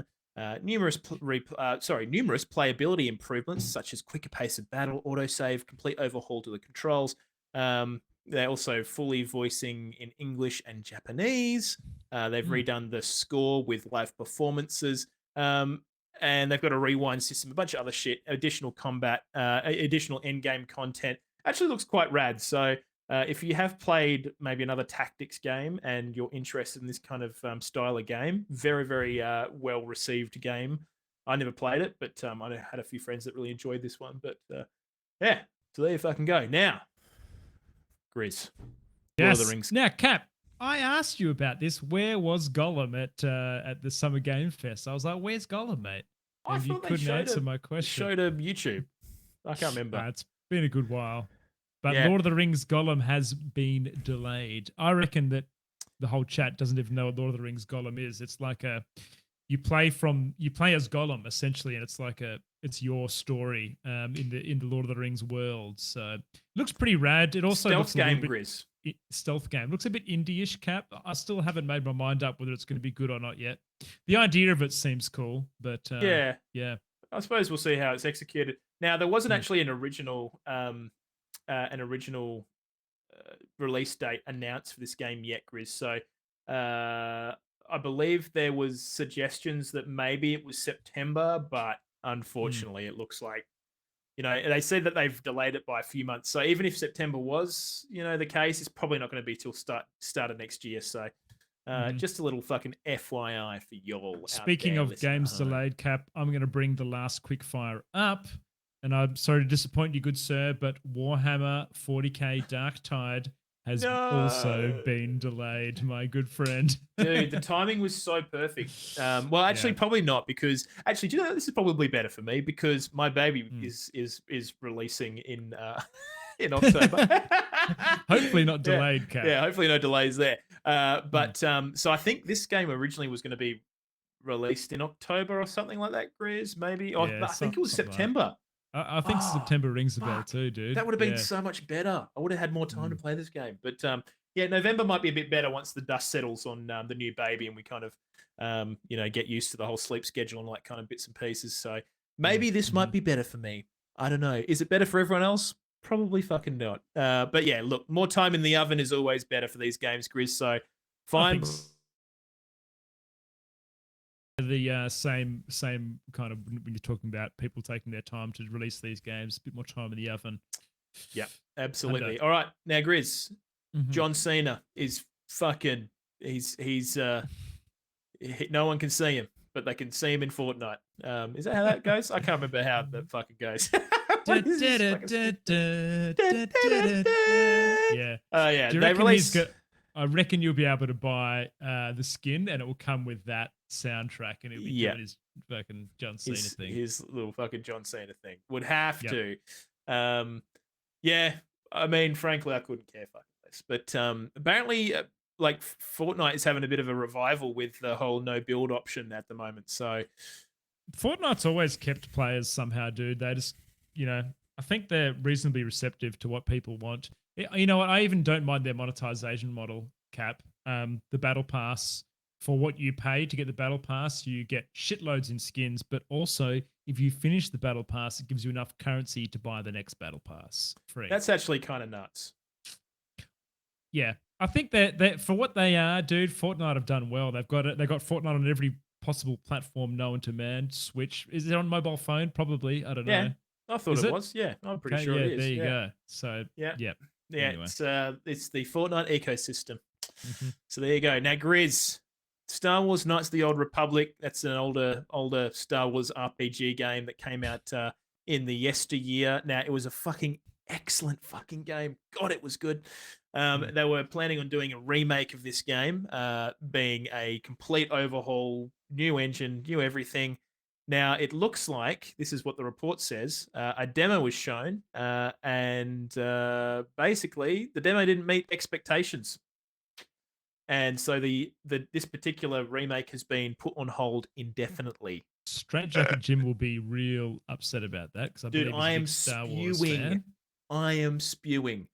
This game was so fucking good, dude. And I've never finished the original one because I just never got around to it. Was this the one you could play co-op and you got your lightsaber and you work through areas? No. Almost like a side scroller? No? Okay. No, this was way more. This was kind of like a 3D, not quite open world, but sort of open world RPG kind of Star Wars game. And it was fucking baller, dude. Such a good game. Great story. Just the whole RPG system was really well implemented, and you could go down different sides of the Force, and level your character up, and it was fucking good. It's just fucking good. But yeah, so unfortunately, don't know what's going to be happening with this IP now. Yeah, we'll just fucking see what happens. So there you go. All right, Grizz. Next one, Yakuza. 8 fucking Yakuza games are coming to the games catalog on PSN. 8. Could not fucking care 8, less, dude. Cap. Could not care less. Yeah, I couldn't give a shit either. But a lot of people fucking love these games. Okay. One of my mates at work, Brendan, he froths this IP, and yeah, I mean, it seems like it's kind of wacky Japanese gangster stuff. You know, it's just really it seems good, but I just do not have time to play 8 fucking Yakuza games. So yeah, but yeah, so if you're interested in Yakuza or giving it a crack, you can start from the beginning and work your way up. So there you go. Now the final one on our quickfire here, Grizz, Grounded, which is an Obsidian IP. Obsidian, the guys that did what did they do? Obsidian Games. I'm pretty sure they did New Vegas. I swear they did New Vegas. No, they did. Oh, they did. Yeah, they did Outer Worlds, Pillars of Eternity. Dang, pretty well regarded, dude. This game is great, Tyranny. by the way. Oh, dude, they did Neverwinter Nights. Fucking hello! I didn't know that. Okay, we should probably play Grounded, Cap. The game looks really fun. Actually, Pav, I can see you, but they can't. But have you played Grounded? I think I've watched you play. No, you haven't. Okay. Yeah, we should definitely give Grounded a crack. So Grounded is hitting 1.0. It's coming out of early access, and to celebrate, they're also releasing it on Xbox Game Pass. So Xbox Game Pass is just becoming the fucking king of fucking games. So that's coming out in September and will be available within Game Pass. So yeah, I just thought that was pretty exciting because it's basically this like survival game, like Honey, I Shrunk the Kids kind of vibes. You basically, you're just in the backyard and you've been shrunk down and now you got to fight ants and shit. And just like the blades of grass are like fucking trees, and then an ant comes out of nowhere and you've got like a stick and you're trying to like fend off the ant. Looks really cool, actually. Yeah. Very, very keen to give it a crack. Nibs is saying you can have up to 4 characters or players in. Oh my so God. hopefully they expand that a little bit. But I guess that will require a balance patch. But anyways, all right, Grizz. Now that's the quickfire, baby, and that's also the episode. Appreciate you. Yeah, I think a bit longer. I actually looked at the run sheet and I was thinking, holy crap, we don't have much to talk about, but look at us go. Dude, we talked so long about Grand Theft Auto, which I just can't believe. Yeah, there you go. True. Yeah, Pav is about to pass out from COVID. So we better sign off. But thank you, everyone, for, as always, logging into Spotify or wherever else you listen to this podcast and giving it a play-a-reno. Also, thank you to everyone in the Twitch chat tonight. You guys have been fucking wonderful. We've had a really good turnout tonight. If you want to watch live next week, you're welcome to do so. Twitch.tv/Oceanic Gaming Radio. You can come and watch live at 7 p.m. Australian Western Standard Time. And you can fucking be a part of it. You can fucking be in here and talk heaps of shit with Hit&Run. So there you go. Loads of legends in the Twitch chat tonight. Loads of legends. Big legends. And we really appreciate the turnout every week, as always. Now, we also really appreciate our Patreons. So thank you again, guys, for just being fucking wonderful and helping us out with keeping the lights on within this podcast. If you want to become a patron, you can do so by jumping on patreon.com and looking up Oceanic Gaming Radio, or just check out the links within the description of this episode, or within our Twitch or within our link tree. So there's different ways you can do that. So get fucking around it. Hey, Cap, they should definitely join the Discord too, shouldn't they? Absolutely. Jump on the Discord, come and say g'day. You know, if you got something you want to share with us, maybe an article or whatever else, come and do that. And also follow us on Twitter. That's twitter.com/OGR show. And you can also vote in the poll every week, which we obviously speak about on this show. Anyways, I think that pretty much covers everything. Grizz, you got anything else to say, mate? No, mate. All happy here. I'm absolutely wrecked this week, so I'm going to have a real good sleep for the whole of this week. So the next episode, I can be running hot, baby. Yes, my dude. Love it. And Pav, hope you're feeling better soon, mate. We love you. Lots of fluids. Yeah. Absolutely. All right, guys. We'll be back next Monday. Now, as always, final thing is, and I say this every week, tell one of your mates about us. It's not fucking hard, okay? Just tell one mate. Tell you. What if you're Jimmy uncle. And you haven't got any mates, Cap? What then? Well, that's fair enough because we haven't seen Jimmy in probably 3 years, I reckon, and he just shows up to one podcast and he thinks he can just fucking put the smiles on and we're just gonna fucking let him back in it, you know? Good try there, pal. Anyways, we're going to sign off this podcast here. Thank you so much for being here. Love you, and see you next week on the Oceanic Gaming Radio Podcast.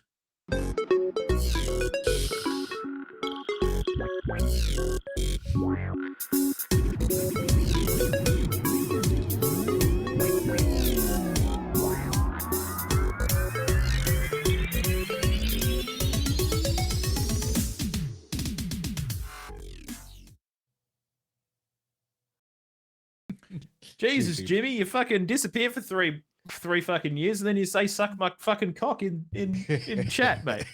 I don't know about that. Got him. You guys are legends. Thanks for fucking coming out tonight. It makes it really cool when we get a bunch of bloody people like you guys in here. Love it. Yeah, no, it's I mean, look, as much as we love creating the content, it's always fun when we've got people consuming it and just having a good chat about video games and stuff in the chat. So yeah, we just fucking appreciate you guys being here every week. Fucking appreciate it big time. Hey, thanks, Blue. You fucking legend. Guys, just as we ended, I got a pop-up on Steam saying I received a gift from Caging. Oh. What is it? And he's bloody sent me Grounded, the game. Has he? Sick. Asking for a review next week. So I'm on COVID leave. I'm on COVID leave, so I may actually get around to. You actually got plenty of time. Yeah. So cheers, Caging. I appreciate it. Someone, a mate of mine's. Oh, sorry. I forgot to mute myself. Did you play I was like, what the fuck is this? No, not yet, but I will. I don't look a gift horse in the mouth, mate, So yeah, there you go. But yeah, guys, fucking yeah, appreciate you being here. Hope you guys enjoyed the episode. I think that flowed pretty well. Hopefully there wasn't too many fucking video issues It's actually like reliably every 10 minutes. And I don't know. It's on the dot as well, so I don't know what's causing it. It's weird. Maybe it's not the port on the motherboard. I'm not sure. Do you reckon it could be OBS Ninja doing weird shit? No, because it was happening to my Discord. Twitch. It happened to me on Discord. It was like a net drop off. So it is my connection to like Ethernet or internet. Do you microwave something every 10 minutes? I don't have a microwave in this house, so. No, you fuck. Have you got a fridge yet? It's still at my parents' house. I wanted to do it this weekend, but then I got sick. How do you eat and drink? I'm still living between houses, man. Oh, and when I jumped up before I went to pick up food from the front door, I got Uber Eats. Hell yeah! So are you just Uber Eatsing every night whilst you're sick? I'm only here staying here on a Monday night. So yeah, but you're stuck in your house now, aren't you? Isolated? Everyone at my parents' house are isolating as well. So I'm between those both two spots. Yep. It doesn't make a difference. Yeah, fair. That makes sense. Now, boys, we got Sunny Movement or Stormy is also on. I don't think we've rated Sunny. We haven't done Sunny in quite a few weeks, and we did. Okay, let's do Sunny for sure. Sunny. Guys, I'd love to stay in chat. It's on me, but I'm fucking knackered. Oh no, it's all good, man. I'm a bit cooked as well. Cool. Can you fucking set it? Oh yeah, I've got it here. I can do it. Yep. Thanks, Bill. Raid. Sunny Movement. Guys, thank you for hanging out though. That was a wicked night. I enjoyed that. Oh hell yeah. Hell yeah. All right. You know the drill. What's the Smork? How do you forget that mode every week? I don't know. Are you doing it? Yeah. You got it. OGR raid. Beautiful. Fuck yeah. Smork. Yeah, fucking Kazi. Everyone get that in you. Copy and paste that. We're gonna go on raid Sunny Movement. Sunny Movement's on the fucking Ground Zero stream team along with us. Make sure you go and pump those OGR raid comments in there, and yeah, hope you guys enjoyed the stream and the podcast. We fucking love you. See you next time. See you next time.